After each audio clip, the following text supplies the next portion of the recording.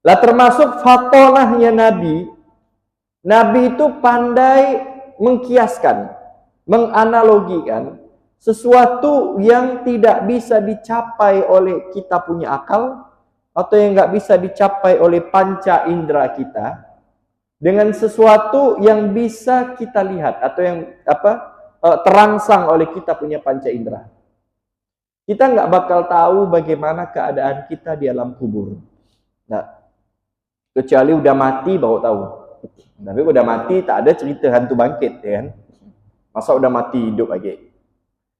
Maka Nabi SAW memberikan gambaran, logika. Begini loh keadaan seorang mayit di alam kubur itu. Dikasih gambaran, ya dikasih gambaran.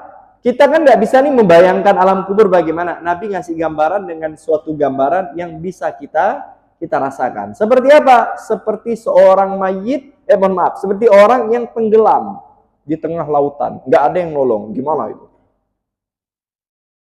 Dalam ilmu bahasa, ini kan namanya tasbih. Tasbih itu pengumpamaan, menyamakan sesuatu dengan objek lain.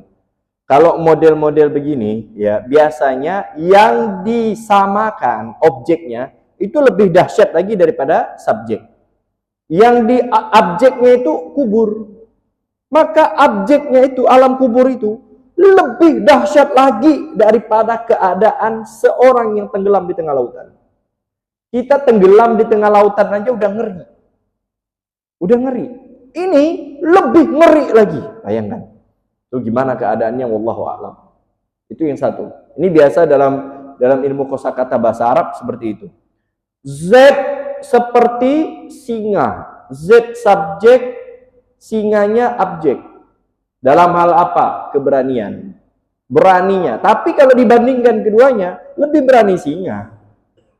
Jika dihadapkan kedua, ya kan? Berarti objek lebih dahsyat daripada subjek. Sama, alam kubur itu lebih ngeri lagi daripada keadaan orang yang tenggelam di tengah laut. Apalagi orang yang ada fobia atau fobia, takut dengan lautan yang dalam. Wah, tambah ngeri lagi itu. Yang pertama. Yang kedua, andai ada orang tenggelam, yang dibutuhkan oleh orang tenggelam itu apa? Pelampung. Tolong. Dia tak bisa berenang nih. Atau bisa berenang.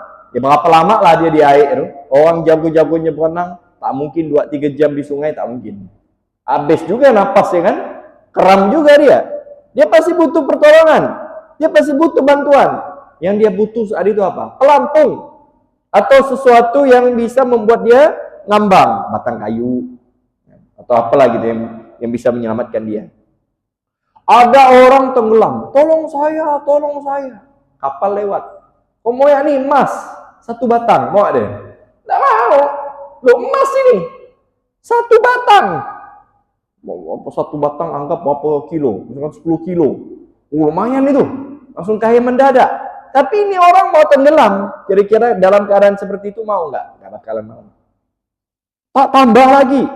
Tadi kan 10 kilo, jadi 100 kilo. Tambah nggak mau. Tambah berat kan, tenggelam dia. Jadi orang yang tenggelam, dia nggak butuh apa-apa. Ditawarkan sertifikat rumah, nggak mau. Ini nih sertifikat rumah aja ya. Sertifikat tanah aja ya. Tanahnya di samping jalan loh, lumayan miliaran ini. Nggak mau dia. Yang dia butuhkan apa? Pelampung. Pelampung yang murah. Di bengkel banyak, ban bekas. Berapa harga? Murah ya kan? Tak sampai 100.000. Karena dia dalam keadaan terdesak, dalam keadaan ketakutan. Yang penting nyawa dia selamat. Dia nggak butuh emas bertonton, dia nggak perlu surat tanah, dia nggak perlu mobil. Tak kasih mobil ya, tak lempar mobil Alphard. Dia nggak mau dia. Tak mau. Dia hanya butuh pelampung yang murah. Begitulah keadaan seorang mayit di alam kubur. Dia nggak butuh lagi tuh emas, apalagi itu rumah dan lain sebagainya.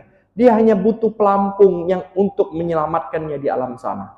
Pelampung ini bagi kita kayaknya nggak penting. Karena kita seakan-akan nggak butuh. Tapi bagi orang yang membutuhkan lebih berharga daripada yang tadi saya sebutkan. Nah, itulah keadaan seorang mayit. Apa pelampung yang dimaksudkan di sini? Adalah amalnya. Yatsba'ul mayyit